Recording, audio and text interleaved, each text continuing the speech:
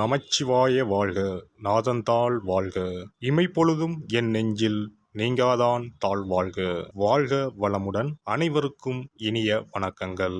2025ஆம் ஆண்டு மார்ச் மாதம் நடைபெறவுள்ள சனி பெயர்ச்சியால் எந்தெந்த ராசிக்காரர்களுக்கு ஏழரை சனி, அஷ்டம சனி, கண்டக சனி, அர்த்தாஷ்டம சனி நடைபெறப் போகிறது. இதனால் மேசம் முதல் மீனம் வரை 12 ராசிகளுக்கு 2025இல் எப்படி இருக்கும் என்பதனை பற்றி விரிவாக காண்போம். நீண்ட நாட்களாக தனது கும்பராசியில் அமர்ந்திருந்த சனி பகவான் தற்போது கும்பராசியில் இருந்து வெளியேறி குரு பகவானின் ஆதிக்கத்தில் உள்ள மீனராசியில் பிரவேசிக்க உள்ளார். திருக்கணித பஞ்சாங்கத்தின்படி 2025ஆம் ஆண்டு மார்ச் மாதம் 29ஆம் தேதி இரவு 9:44 கும்பராசியில் உள்ள புரட்டாதி நட்சத்திரம் 3ஆம் பாதத்தில் இருந்து மீனராசியில் உள்ள புரட்டாதி நட்சத்திரம் 4ஆம் பாதத்திற்கு பெயர்ச்சியாக உள்ளார். முதலில் நாம் காண இருப்பது ஏழரை சனி.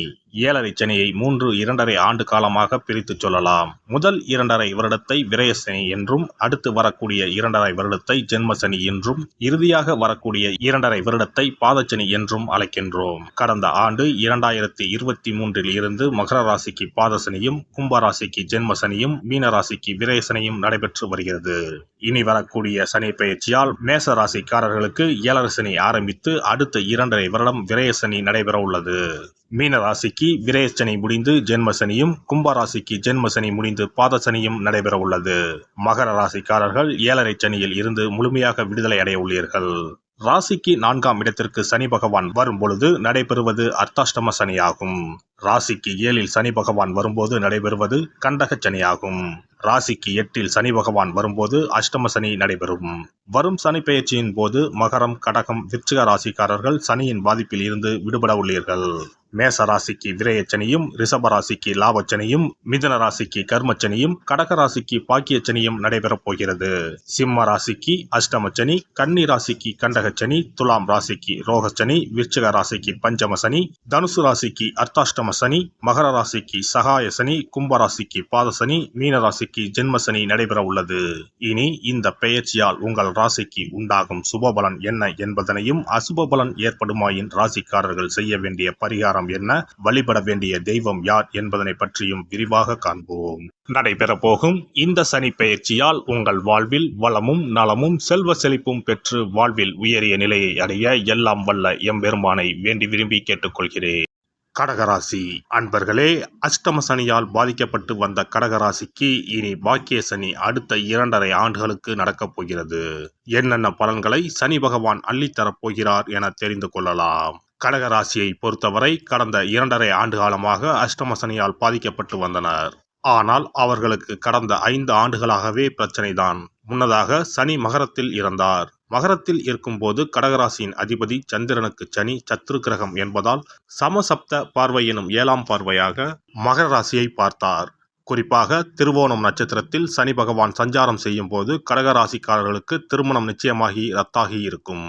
வம்பு, வழக்கு, கோர்ட் கேஸ், மருத்துவமனை, என்ன நோயென்றே தெரியாமல் மருத்துவ செலவுகள் வந்திருக்கும். சொல்ல முடியாத துயரங்களை சந்தித்து மனம் வெறுத்திருப்பார்கள். அஷ்டமசனி கடகராசிக்காரர்களை மனம் நொந்து போகச் செய்திருக்கும். கடந்த ஆண்டு கும்பத்தில் ராகுவின் நட்சத்திரத்தில் சஞ்சாரம் செய்த போது கடகராசிக்கு வம்பு, வழக்கு, கோர்ட் பிரச்சனைகள் துரத்தி கொண்டே இருந்திருக்கும். ராசிக்கு 11ஆம் இடத்தில் குரு வந்த பிறகு கடகத்துக்கு லாப குருவாக அமைந்தது. இதனால் சில நல்ல பலன்கள் கிடைத்திருக்கும். தற்போது சனி பெயர்ச்சியால் கடகராசிக்காரர்களுக்கு அஷ்டம சனி பூர்ணமாக விளங்குகிறது. 27.5 ஆண்டுகளுக்கு பிறகு இவர்களுக்கு இனி ஜாக்பாட் தான். தற்போது பாக்கிய சனி நடக்கிறது. கடந்த 5 ஆண்டுகளாக துன்பத்தை சந்தித்து வந்தவர்களுக்கு விடிவுகாலம் பிறக்கும். வாங்கிய கடன், வழக்குகள் போன்ற ஒவ்வொரு பிரச்சனைகளும் படிப்படியாக தீரும். மே மாதத்தில் இருந்து அதிர்ஷ்டத்தை அள்ளி கொடுக்கப் போகிறார் சனி பகவான். எங்கு தோல்வி அடைந்தீர்களோ, எங்கு அவமானப்பட்டீர்களோ அந்த இடங்களில் எல்லாம் தைரியமாக பயணம் செய்வீர்கள். 5 ஆண்டுகளுக்கு பிறகு இப்போதுதான் வாழ்க்கை ஆரம்பிக்கப் போகிறது. இனி வாழ்வில் எல்லாமே மகிழ்ச்சிதான். ஆயில்ய நட்சத்திரக்காரர்கள் ஓரளவுக்கு தப்பித்திருப்பார்கள். ஆனால் பூசம், புனர்பூசம் நட்சத்திரக்காரர்கள் வெகுவாக பாதிக்கப்பட்டிருப்பார்கள். இனி கடகராசிக்காரர்களுக்கு பாக்கிய சனி காலம் நடக்கப் போகிறது. அனைத்து பாக்கியங்களும் கிடைக்கப் போகிறது. சொத்துக்கள் வாங்க முடியும், பழைய சொத்துக்களை விற்க முடியும், கடனை அடைத்து விடுவீர்கள். பித்ரு வர்க்கத்திற்கு ஆதாயம் கிடைப்பதால் அதன் மூலம் நீங்கள் மேன்மை அடைவீர்கள். அனைத்து விஷயங்களிலும் படிப்படியாக வெற்றி காண்பீர்கள். வெளிநாடு செல்ல விசா கிடைக்கும். வெளிநாடுகளில் முதலீடு செய்தவர்களுக்கு ரிட்டர்ன்ஸ் கிடைக்கும். வாழ்வாதாரத்தில் மேன்மை, வியாபாரத்தில் முன்னேற்றம் உண்டாகும். நிதித்துறையில் இருப்பவர்கள் வெற்றி காண்பீர்கள். ரியல் எஸ்டேட், மீடியா துறையில் இருப்பவர்கள் வெற்றி கொடியை நாட்டுவீர்கள். டிரான்ஸ்போர்ட் துறைகளில் இருந்தவர்களுக்கு இதுநாள் வரை இருந்து வந்த வழக்குகள் உள்ளிட்ட பிரச்சனைகளில் இருந்து விடுபடுவீர்கள். இந்த காலகட்டங்களில் அஷ்டமஸ்தானத்தில் இருக்கக்கூடிய ராகு என்ற கிரகத்தை குரு தனது 9ஆம் பார்வையாக பார்க்கிறார். குரு பகவான் 12ஆம் இடத்தில் இருக்கிறார். எனவே நிதி முதலீடு தொடர்பான விஷயங்களில் கவனமாக இருக்க வேண்டும். அரசால் அங்கீகரிக்கப்பட்ட முதலீடா என்பதை ஆராய்ந்து முதலீடு செய்ய வேண்டும். கடகராசிக்காரர்களை பொறுத்தவரை கல்வியில் எப்போதும் இயற்கையாகவே கூடுதல் கவனத்துடனேயே இருப்பார்கள். நிதி, பொருளாதாரம், தகவல் தொடர்பு, சட்ட படிப்பு குறித்து படிப்பவர்கள் நல்ல முன்னேற்றம் கிடைக்கும். இனி வெற்றி பாதையாகவே அமையும். சனி பெயர்ச்சி காலத்தில் பெண்கள் உடல்நிலையை பத்திரமாக பார்த்து கொள்ள வேண்டும். இவர்களுக்கு பஞ்சமாதிபதியான செவ்வாய் ராசியில் நீச்சமடைவதால் நோய் எதிர்ப்பு சக்தி குறைவாக இருக்கும். இயற்கை வைத்தியங்களை எடுத்து பத்திரமாக பார்த்து கொள்ள வேண்டும். ராகு பகவான் 8ஆம் இடத்தில் இருப்பதால் அடிக்கடி அடிவயிறு சம்பந்தப்பட்ட விஷயங்களில் கவனம் செலுத்த வேண்டும். உஷ்ணம் இல்லாமல் இருப்பதற்கான செயல்களை செய்ய வேண்டும். கடகராசிக்காரர்களுக்கு சனி பெயர்ச்சியில் பரிகாரங்கள் எதுவும் தேவையில்லை. வழக்கமாக ஆஞ்சநேயர், நரசிம்மர் வழிபாடு செய்வது நற்பலன்களை கொடுக்கும். குறிப்பாக வளர்பிறை, தேய்பிறை, அஷ்டமி திதிகளில் பைரவர் வழிபாடு செய்வது நன்மை தரும். மொத்தத்தில் 100க்கு 90% சனி பெயர்ச்சி நிம்மதி, சந்தோஷத்தை கொடுத்து செழிப்பான ஆண்டாக இது அமையும். சிறப்பு பரிகாரம். நவ கிரகங்களில் சனி பகவான் நீதி தவறாதவர். அவரவர் கர்ம வினைகளுக்கு உரிய பலனை தவறாமல் வழங்குபவர். பொதுவாக சனி பெயர்ச்சி என்றாலே எல்லோரும் பயப்படுவார்கள். அப்படி பயப்பட வேண்டிய அவசியமே இல்லை. சனி பகவானால் பாதிப்புகள் ஏற்படும் பட்சத்தில் பாதிப்பில் இருந்து விடுபட பல எளிய பரிகாரங்கள் உள்ளன. ஒரு கைப்பிடி பச்சரிசியை எடுத்துக்கொண்டு அதை நன்றாக பொடி செய்து கொள்ள வேண்டும். பிறகு சூரியனை வழிபட வேண்டும். சூரியனை வழிபட்ட பிறகு குளக்கரையிலோ மரத்தின் அடியிலோ உள்ள விநாயகரை 3 முறை வலம் வந்து வழிபட்டு விட்டு பொடி செய்த பச்சரிசி மாவை தரையில் போட வேண்டும். அப்படி போடும் மாவை எறும்புகள் எடுத்து செல்லும். குறிப்பாக வன்னி மரத்தின் அடியில் இருக்கும் விநாயகரை வலம் வருவது மிகவும் விசேஷம். இந்த பரிகாரத்தை எப்போதுமே தொடர்ந்து செய்வது மிகவும் நல்லது. ஒருவருக்கு சனி தசை வந்துவிட்டால் அவருக்கு சந்தேக புத்தி வந்துவிடுகிறது. யார் சொல்வதையும் ஏற்றுக்கொள்ள மாட்டார்கள். குறிப்பாக அஷ்டமத்து சனி மிகவும் கஷ்டப்படுத்திவிடும். 7.5 சனியின் பாதிப்பை விடவும் அஷ்டமத்து சனி மிக அதிக பாதிப்பை ஏற்படுத்தும். அஷ்டம சனி நடப்பவர்கள் சனியினால் ஏற்படக்கூடிய பாதிப்புகளில் இருந்து விடுபட பின்கூறும் நியதிகளை கடைபிடித்தால் பாதிப்புகளின் தாக்கத்தில் இருந்து விடுபடலாம்.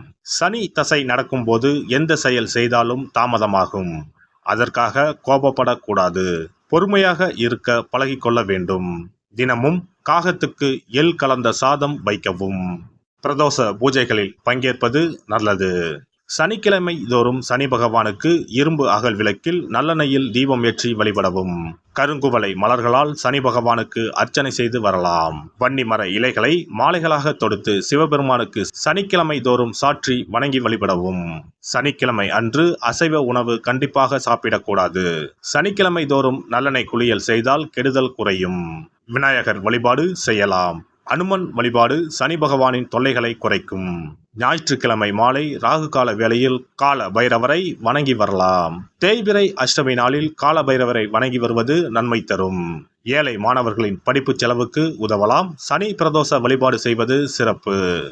அன்னதானத்துக்கு உதவி செய்யலாம். சித்தர்களின் பீடங்கள், ஜீவ சமாதி பீடங்களுக்கு சென்று வணங்கி வழிபடலாம். வன்னி மரத்தை சுற்றி வந்து வணங்க வேண்டும். இதனால் சனி பகவானின் கொடுமையான பாதிப்புகள் விலகிவிடும். பிரதோஷ காலத்தில் சிவபெருமானுக்கு வில்வ இலை கொடுத்து வணங்க வேண்டும். தினமும் ராமநாமம் ஜபித்து வந்தால் சனி பகவானின் தொல்லையிலிருந்து தப்பிக்கலாம். கால்கள் இல்லாமல் நடக்க இயலாதவர்களுக்கு இயன்ற உதவியை செய்யலாம். இந்த வழிமுறைகளை முறையாக கடைபிடித்து சனியினால் ஏற்படக்கூடிய பாதிப்புகளின் தாக்கத்தில் இருந்து விடுபடலாம். எல்லாம் வல்ல இறையருளால் நீங்களும் உங்கள் அன்பு குடும்பமும் உடல் நலம், நீலாயுள், நிறை செல்வம், உயர் புகழ், மெய்ஞானம் ஓங்கி வாழ்க வளமுடன்.